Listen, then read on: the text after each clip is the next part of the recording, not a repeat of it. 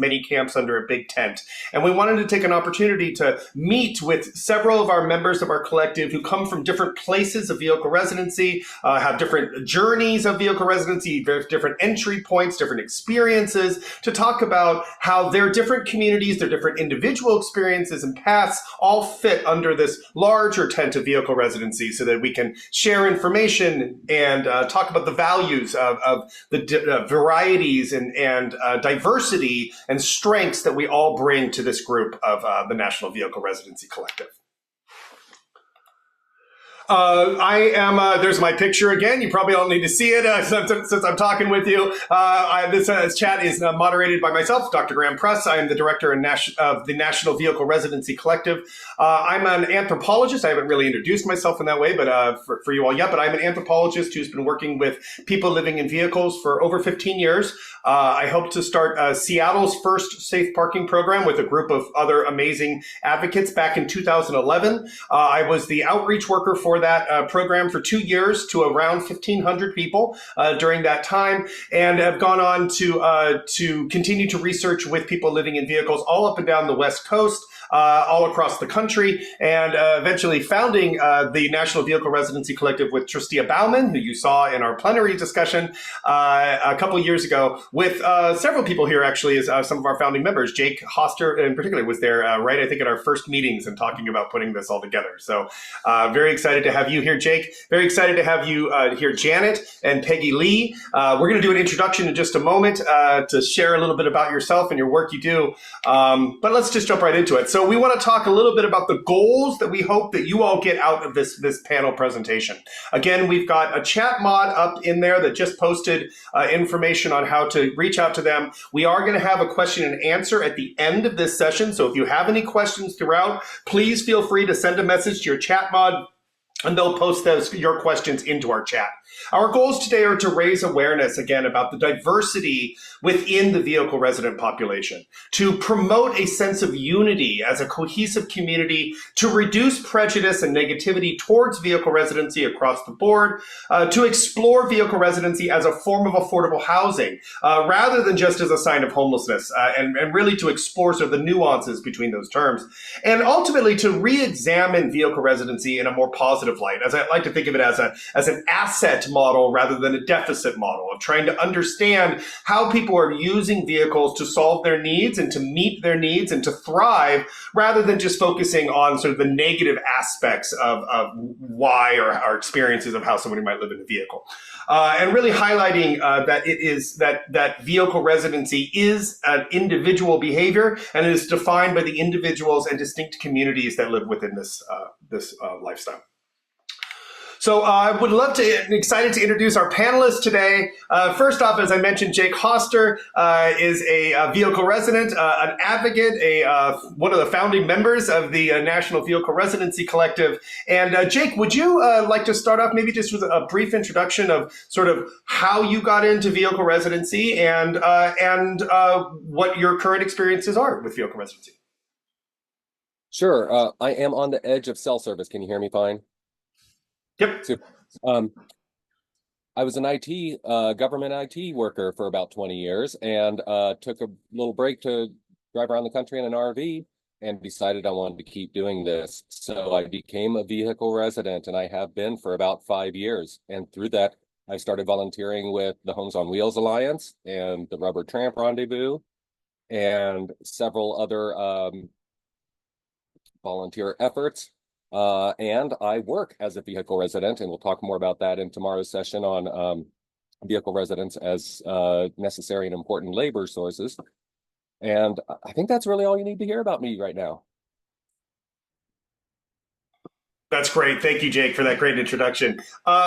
Next up, let's see, Janet Douglas, founder of the Nomads Helping Nomads Network and Luna Gaia Nomadic Village, and all around just amazing human being that does so much for this community, is sort of a rock star, tie-dye Janet, as she's known in many different circles. For those of you who don't know her, you consider yourself fortunate to be in the room to have this great conversation with Janet, because she's an amazing human being. Janet, would you like to talk a little bit about your your experiences of how you got into vehicle residency, maybe about sort of how that has gone over the last year. And we'd love to hear a little bit about Luna Gaia Nomadic Village, if you would.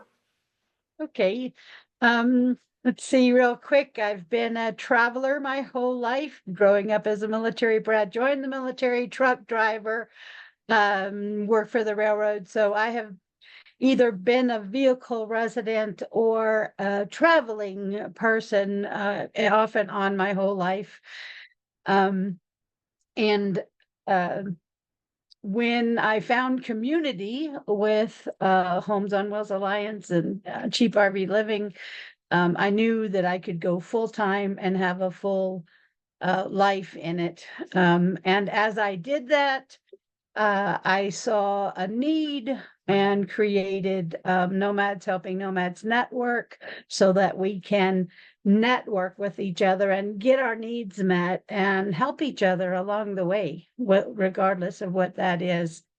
And in my travels of helping, I got a call and the guy said, "Can you help this lady?" And the best way to help her was to go ahead and purchase the property from her. And she lives on the property. And now I get to use 120 acres to develop a space where I can help travelers with any of their needs, especially the new travelers. We want to teach people how to live abundantly in vehicles, and advocating for, this is a passion of mine. So thank you. Wonderful, Janet. Thank you so much. And I just happen to notice, I think we have the same background, though I think that we probably both took this photograph. I would imagine that we took it probably at the same time at Schoolypalooza, maybe last year, I think.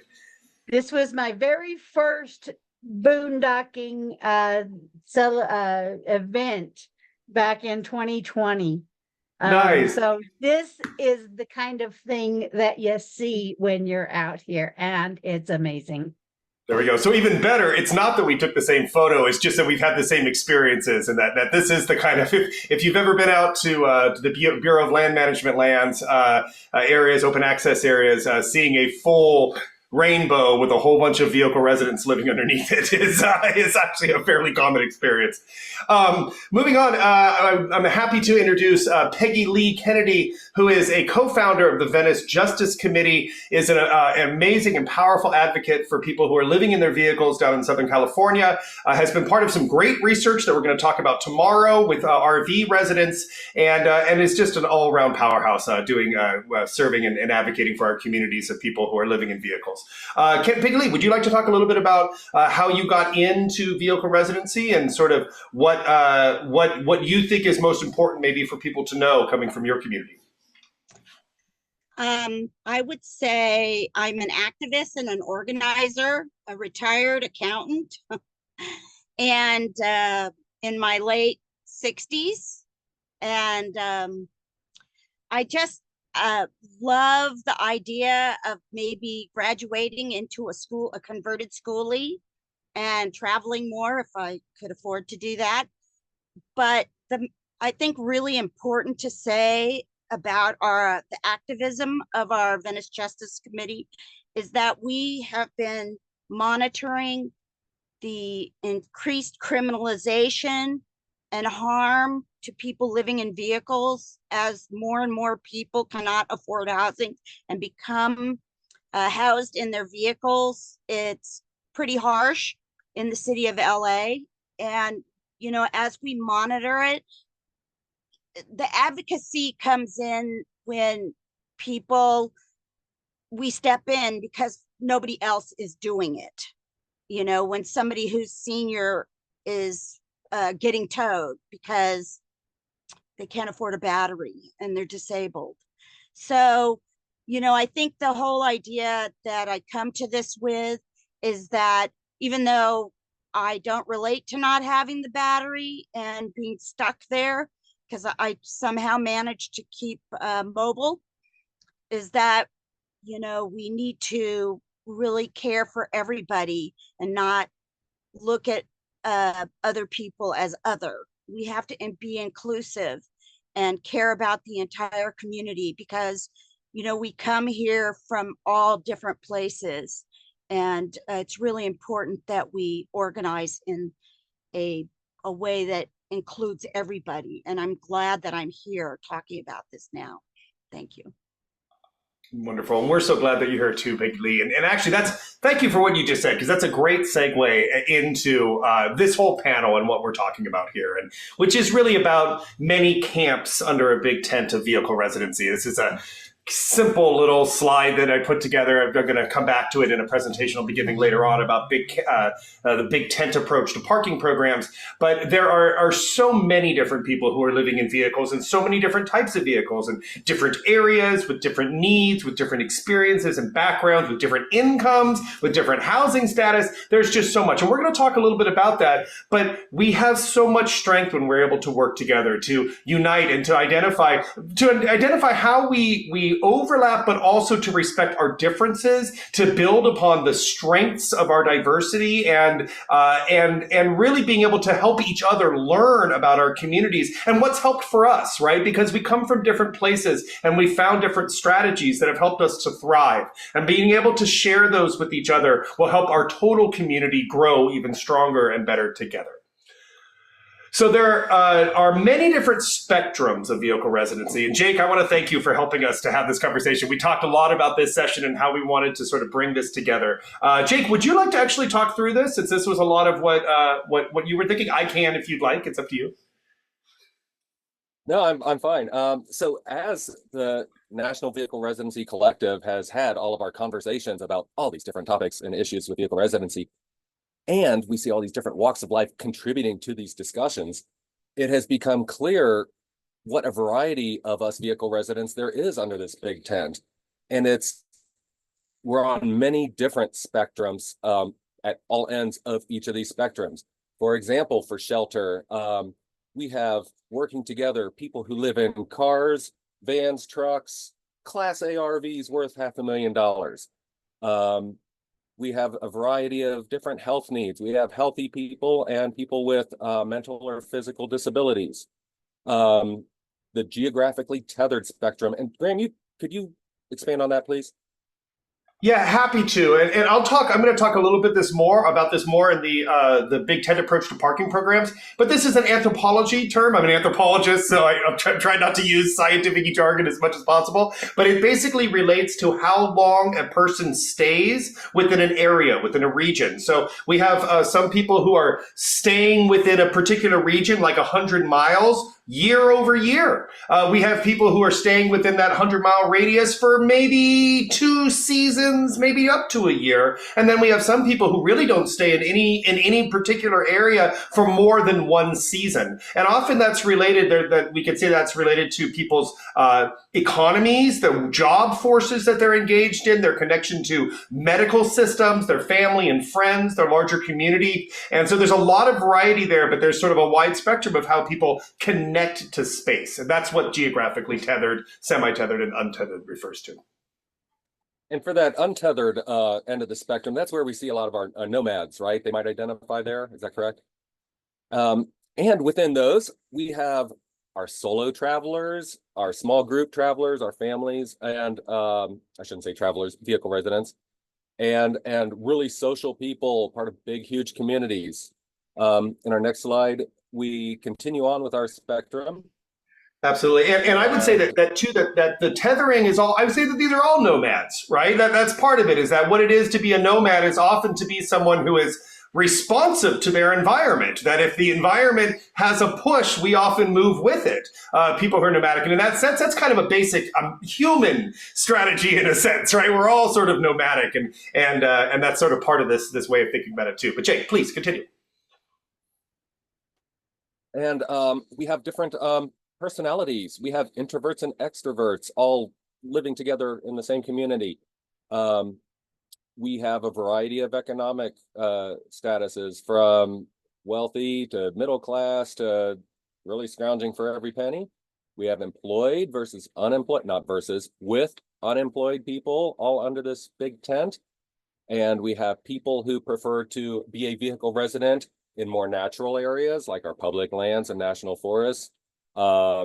or in campgrounds and RV parks and on city streets in our more urban areas.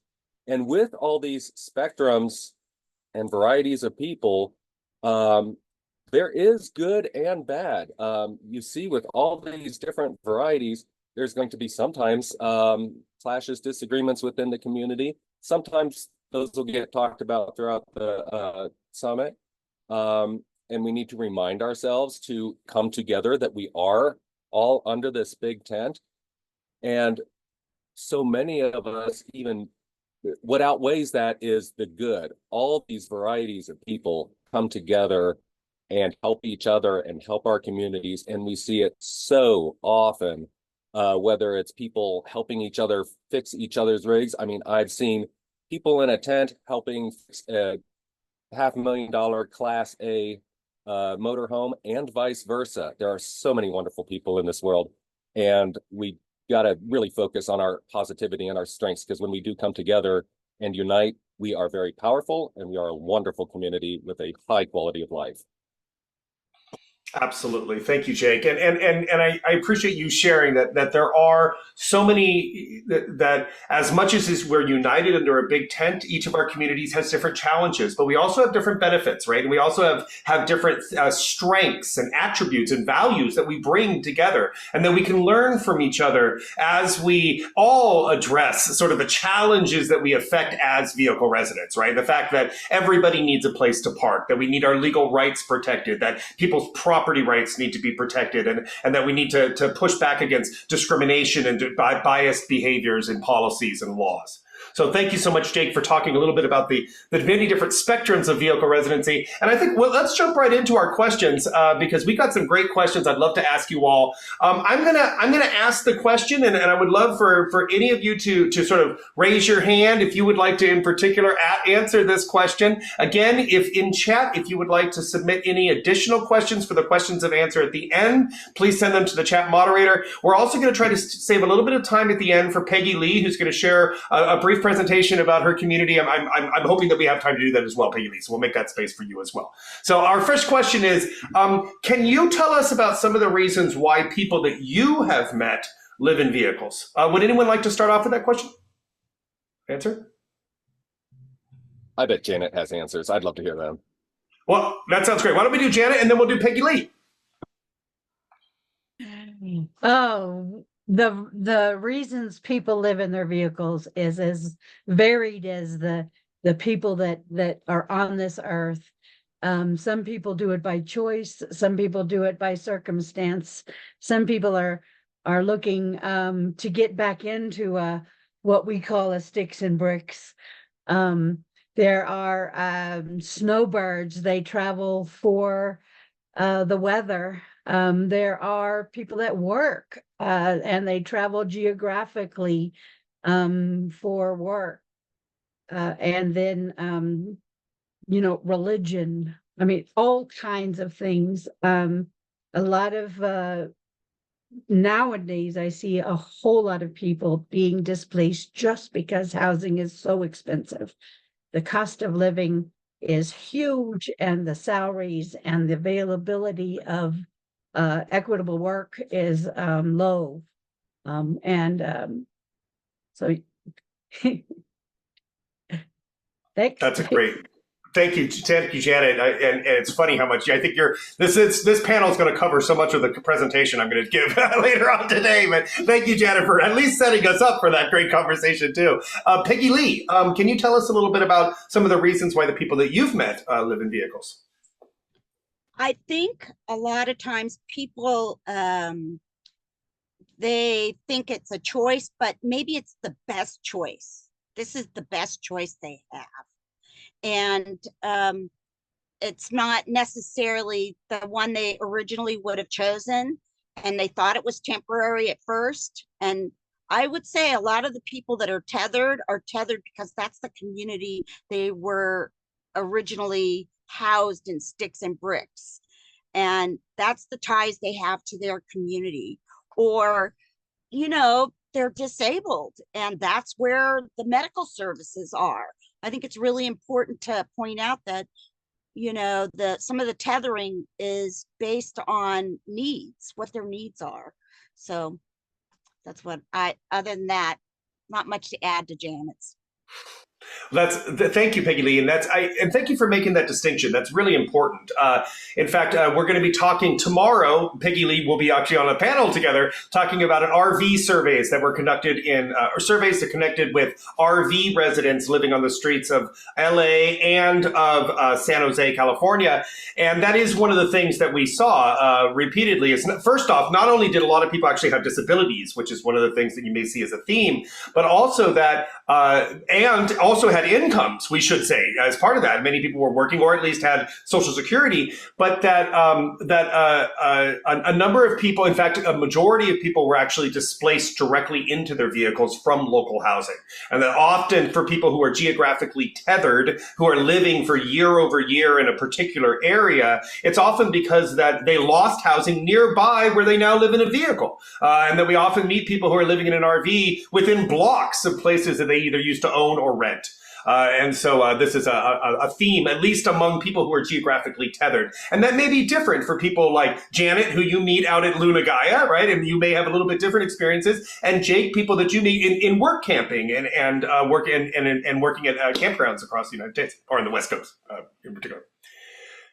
Great. So our next question is, how do factors like mental illness, trauma, employment status, socioeconomic class intersect with vehicle residency? I could see Peggy Lee. Would you like to maybe take on that one, or Janet? Peggy? Sure.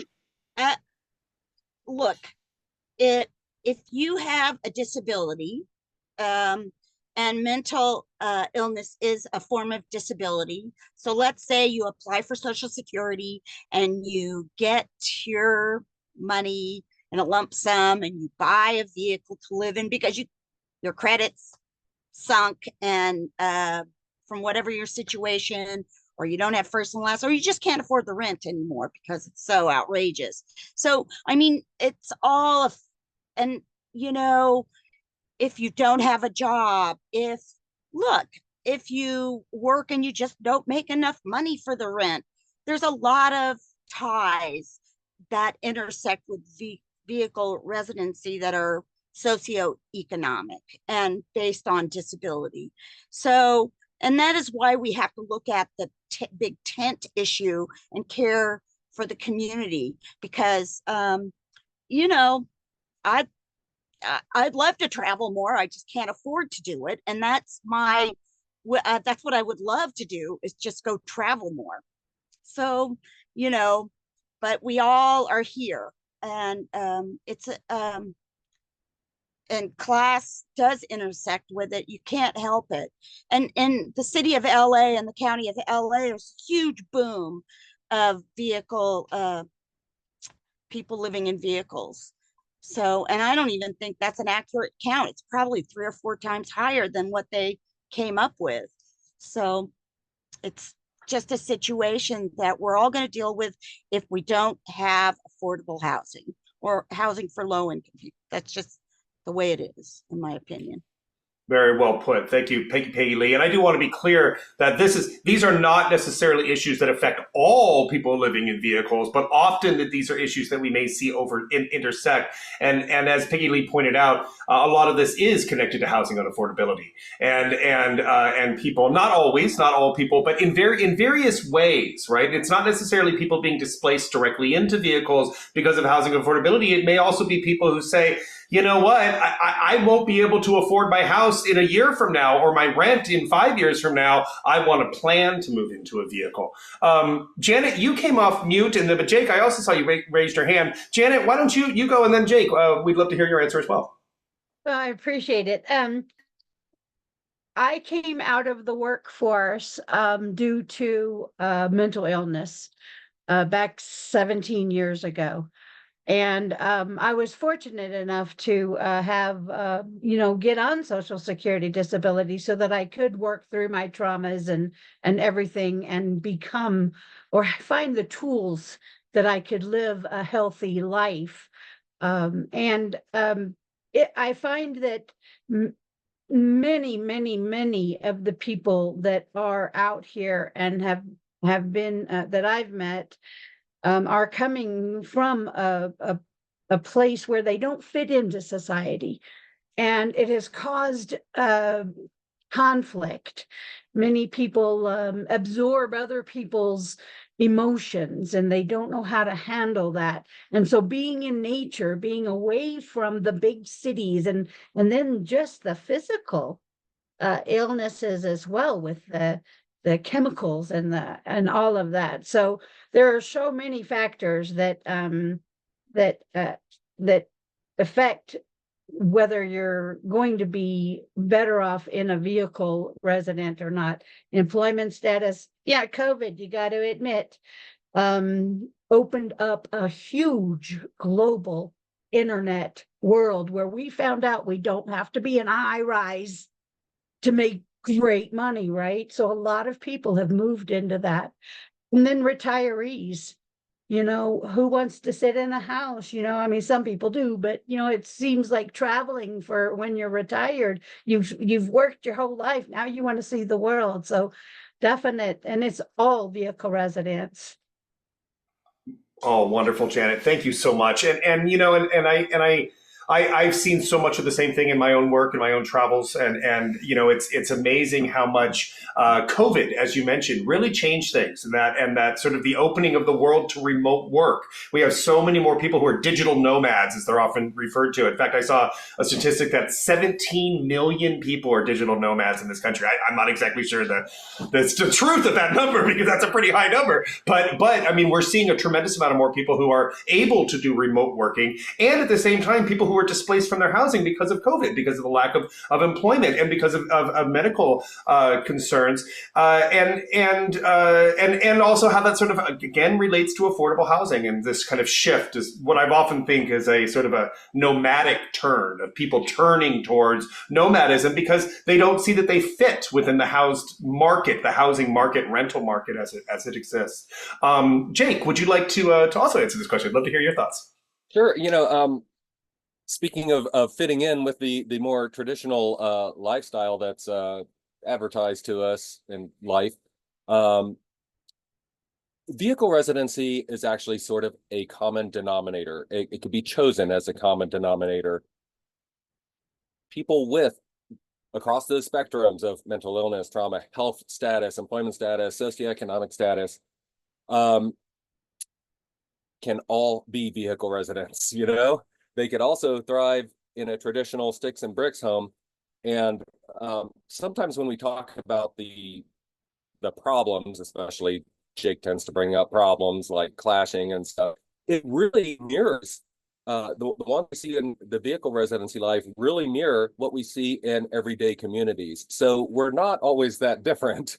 But with vehicle residency being the common denominator, that also gives so many people a chance to thrive in a new way that they didn't get to see in a traditional 9-to-5 job, sticks and bricks life. People come out and as a vehicle resident, you get a chance to explore nature. That has caused so many people to overcome some of their issues or learn ways to work through them and integrate sort of back into a community or the larger society if they choose. And there's just so much good. And again, vehicle residency is the common denominator there. And maybe you don't want to work yourself to death to pay rent also. That's right. That's right. And I've met veterans who have chemical sensitivities, multi-chemical sensitivities, who can't be in new housing that's off-gassing from its materials being used. I've met if anyone has ever been out to Quartzsite, Arizona during January, that the up to 1 million people who come into that city are very diverse, right? And that the political spectrum, the economic spectrum, the housing spectrum, the healthcare spectrum, all of these is just so wide, and it is, I'm constantly amazed. Actually, I think, Jake, you put it well. I shouldn't be amazed, really, because this is humanity, right? This is how our societies work. There's a lot of diversity within us, and we should never just sort of reduce us all to one identity. So this is great, and thank you again for the great comments on that question. So our next question is, how do you see, so this is similar to, I think, what you've all talked about, and if you already felt like you've already addressed this, we can move on to another question. But how do you see vehicle residency as related to affordable housing and or displacement? And those can be two different things. Sometimes they're often related. Does anybody want to address that, or do you think we already have? It's a great place to add that a vehicle as a residence has so many economic advantages. For one thing, your car and your house are the same thing. You're not paying for two of them. You're not using two of them. You're not paying insurance on two of these things. You're forced to have less stuff, and there's some philosophical advantages to having less stuff and being able to focus on more important things in life, whether it be work or community or helping others.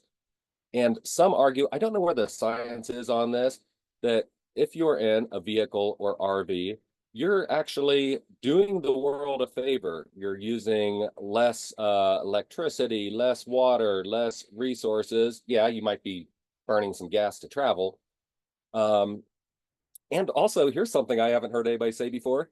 You're freeing up a house or apartment that might be affordable to somebody else during this time of a national housing shortage crisis.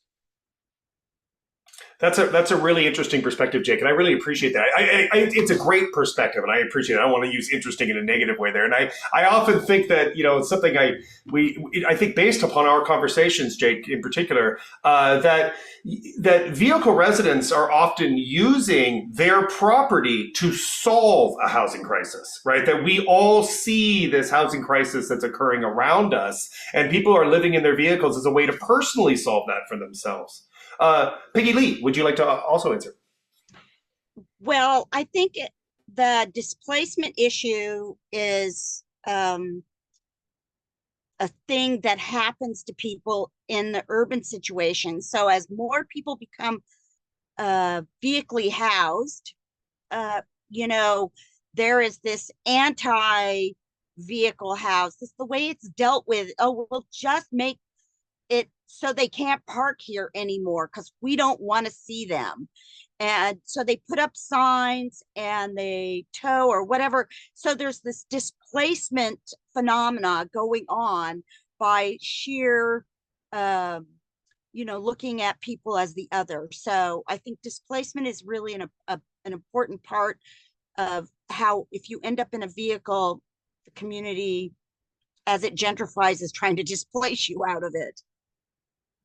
Thank you so much, Peggy Lee, for mentioning that, because that is so important. You're right. It's that people often don't, we think about displacement in different ways, right? And often we're talking about housing and affordability and displacement. It may be people displaced from housing. But as you pointed out, vehicle residents who are living in public parking experience displacement on a regular basis, right? That we experience it through what's often called the knock, right, of a law enforcement officer or a security guard or something telling someone to move along in the middle of the night. It's done by the posting of no parking overnight signs, parking regulations, parking restrictions, oversized vehicle ordinances, vehicle habitation ordinances, like was discussed in the opening plenary. And these are very real forms of displacement that directly affect people's daily lives. And if you're not living in your vehicle and you're sort of outside that, you may not see that and how important it is. One of the things I hope that if you are not a vehicle resident that you take away from this conversation and the summit is that as you're driving down the road and you see a no parking overnight sign, that you think about who that's designed for, who it targets, and what the effects of that sign are. Because you may notice that these signs actually exist across our communities and have a really detrimental effect on people who are living in vehicles.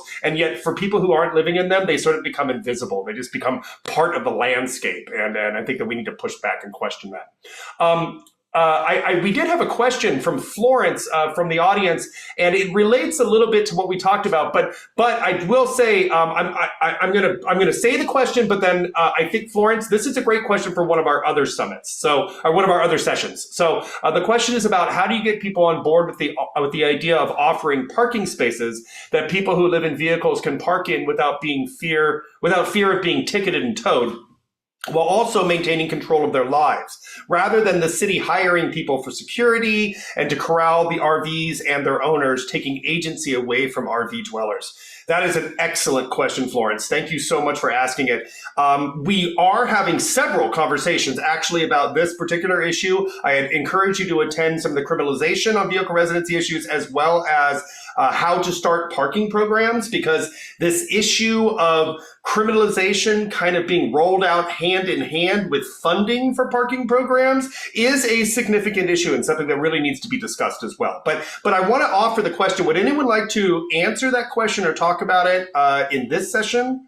I'm not sure if you all feel maybe best suited for that. I'm getting some shaking heads. So, Florence, again, thank you so much for that question. I encourage you to ask it in the other session, because I think you're going to get a great answer in that one. So, and again, if you do have questions, please send them to our chat mod. They're going to forward them on to me, and we will ask them of the group.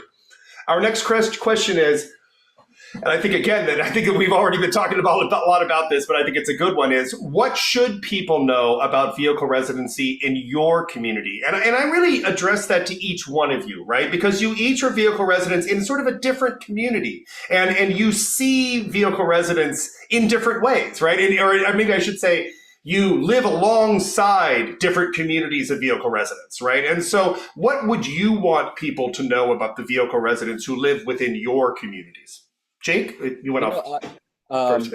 One side of vehicle residency that doesn't get a lot of spotlight in the media is vehicle residents are oftentimes working and contributing members to society. And it doesn't need to dominate the story, but it should get some light.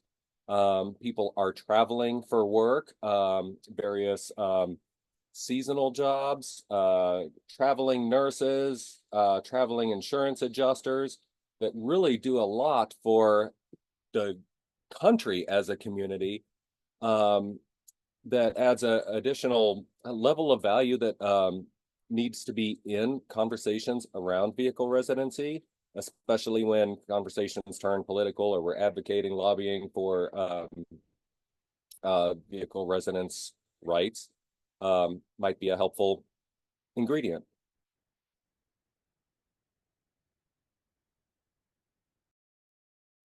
I'm muted. Sorry about that. Janet, would you like to answer? And Peggy Lee, if you'd like, we'd love it for you to share your slideshow if you're interested after that. Sure. So my community very much so is virtual, and I consider myself a part of the nomad community. And what I would love vehicle residents to know is we are all the same. We're all inclusive. We're all helpful. We help each other, and getting out of our shell, don't hesitate to ask, network. All of these things make our lives easier, not just my life, your life, and everybody else's. So being inclusive and networking and reaching out through social media and things like that just make life so much easier for everybody, and we'll be able to advocate better. Wonderful. Thank you so much, Janet, for those great words. And Peggy Lee, would you like to share your screen? Yeah, if I knew how. There should be share screen at the bottom of the page. Share. And then what do I go to? Documents, Google Drive. Okay. So I might be getting there. I have it on a Google Drive. So I think you want to open up the presentation first off, and then share that is how you're going to want to do it. Okay, maybe the moderator can open it for me. You know what? I can do that. I'll you know what? I'll share it because I have it up right here. Oh, so okay, great. Thank you. My pleasure. Thank you. Let's make sure. There we go. Can you all see that? Great. So my theme is caring for our community, and just go ahead with the next slide. And we have about 5 minutes, just so you know. So. This is my friend that really introduced me to how we should be there for others, that maybe it's not a lifestyle choice and we should include them. This is Blue Bus Patty, her bus, and you could just keep going through the slide. She made art and sold it at the beach in Venice. Keep going. And that was her pottery. And she's very cute. And there she is, organizing her art to go sell it on the boardwalk. Keep going. And so the problem is that the city comes through and doesn't really provide assistance to people. They try to get rid of them. And this is one of the ways. If you can't move your vehicle, you're getting towed that day. Keep going. This person was pretty severely disabled. He couldn't stand up straight, and he didn't see the posted sign. And I told him, hey, you're going to be towed. He needed a battery. Keep going. And so, they surrounded him while he was unpacking some of his belongings, because he's now going to be on the street. Keep going. And as you could see, there's a lot of them there. Nobody bothered to call his caseworker. I called, which was really upsetting. His phone didn't work. Keep going. And to try and get him a hotel room. And off his home went. And he had no way to get it back, really. And keep going. And this is another way that they displace people, by putting up the signs. And the fact is they're not expanding safe parking for oversized vehicle. Keep going. And this woman I just happened to drive up, and the neighbors were surrounding her, the police. It was sort of a crazy scene, and that they didn't have police tape up until I got there, because, they know me. So they have to put up tape. No social services, just some anti-vehicle dweller neighbors, park rangers, and the LAPD. Keep going. As you can see, lots of them standing around. This is money. They have stripes on their shoulders. It's really common in the city of LA. Keep going. There's another one. This is just how they do it. And keep going. And there's me and my oldest friend in the world when I went to go visit her, when she decided she was going to stop doing chemo, and visiting her in Santa Cruz. And thank goodness I had a way to go visit her and live while I could spend time with my oldest friend, right? So just so you know, it's a beautiful thing. It could be a really beautiful thing, being able to live in a vehicle and be there for somebody you really care about. And we should not other others. We should be careful not to do that. And just because somebody's trashy doesn't mean you have to go be there with them, or whatever their issues are. You don't have to put yourself at risk. But everybody's got a story. And that's the end of my show. Wonderful. Thank you, Peggy Lee. Thank you for sharing your stories, for sharing your truth, for sharing these experiences. This is beautiful. And a lot of what you shared, I think a lot of people who are in this call, if you're vehicle residents, it may resonate with what you've experienced, particularly if you're in the cities. And as we mentioned, we're going to be doing a presentation on RV surveys tomorrow. Many of the things, Peggy Lee, that you just shared came out in those surveys, and that we see people who are unfortunately, a very low amount of outreach often to people who are living in vehicles, who are living on the streets, a very low connection, zero, as Peggy Lee is saying. That's often very common, and that there's very little connection to case management. Often people's vehicles themselves are considered an asset, which can then block a person from being on a housing wait list. So even the idea that the person is not moving into housing is kind of not really accurate, because the person isn't necessarily even on a wait list for housing, and let alone they may not be getting getting case management or any sort of outreach services. So, I just want to say, it is 11:45. It is our time for this session, but I want to thank you all, Jake, Janet, Peggy Lee, for being part of this conversation, for sharing your truth, for sharing your experiences and your vision. Because it is us coming together that is able to unite as a community, right? To be able to bring together our strengths, to be able to bring together our stories, to tell a more holistic narrative in a sense, right? A full story of the variety and diversity of people living in vehicles, of being able to respect that diversity as a strength, not as a challenge to us, but as something that we can actually build on, and how we can learn from each other, learn about the parking restrictions that Peggy Lee talked about, learn about the important economic contributions that vehicle residents make to our society that Jake was talking about, learning about the nomadic communities and the spaces that people are creating out in the Midwest and the West Coast for people living in vehicles to be able to find community and safe places to exist. One of my favorite quotes I'll end with about nomadism actually is that without a place to exist, nomads are rendered illegal for whatever they do.